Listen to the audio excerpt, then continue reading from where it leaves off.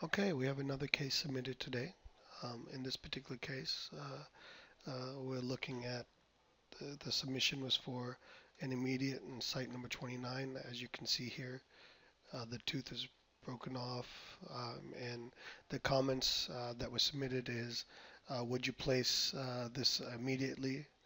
Buccal and lingual plates a little outside my comfort zone because of the buccal lingual width, and they would like not to have to put a bridge in here to replace this tooth. So let's take a closer look at this particular plan, and here's the plan that was submitted. And my initial reaction to this was a 3.5 by 8.5, and I said, whoa, what's going on here? Why would anybody want to do that? And then we take a closer look and we can see what the thought process was there. Now, in terms of a 3.5 by 8.5 implant, that is pretty small. Um, Personally, I'm not so comfortable with that size implant. If anything, I'd at least try to go to 3.5 by 10. But that brings in a lot of different issues here. So let's tackle this case step by step and see where we go, and then we'll come back to what may be possible here.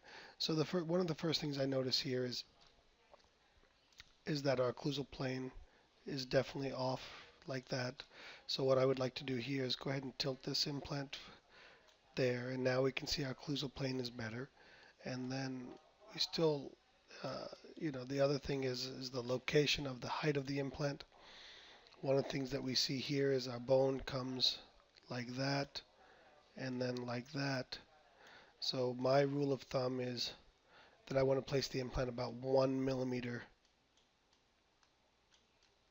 below the existing bone height. So in that case, that would pull this down here. And now we're really starting to see some of the issues that we're going to get into. And I really want to get to a 4.3 millimeter implant, which is clearly not feasible in this particular case.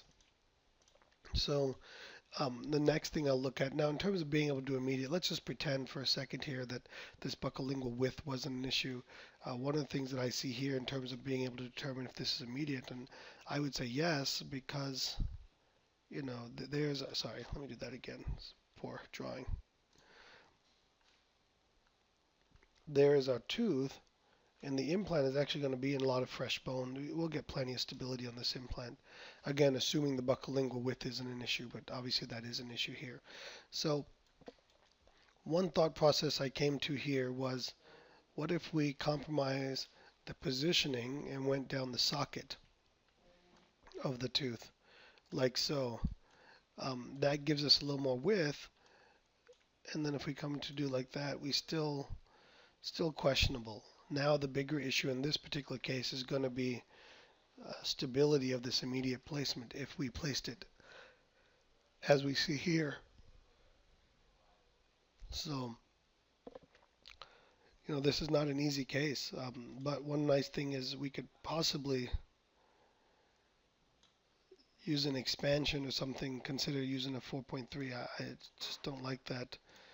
Ideally, I'd like to get that size implant in there. 3.5 by 11.5 would start making me a little bit more comfortable about the size of the implant. So based on what I'm seeing here, my suggestion in this particular case would be to extract and do socket preservation, preserve this site, and then come back and go at this off, quote unquote, off angle here and place a 3.5 by 11.5 millimeter implant. Again, this is a unique situation, but again, one option is to refer the case out altogether, allow somebody to do buccal and lingual grafting. There's the nerve issue right there, or just avoid the nerve and everything together and go off angle here and do socket preservation and then come back and place this implant. In that case, I would do a new scan about 4 months after socket preservation, 4 to 6 months after socket preservation, depending on the material used, and then come back in and make a determination on what needs to be done. Thank you very much.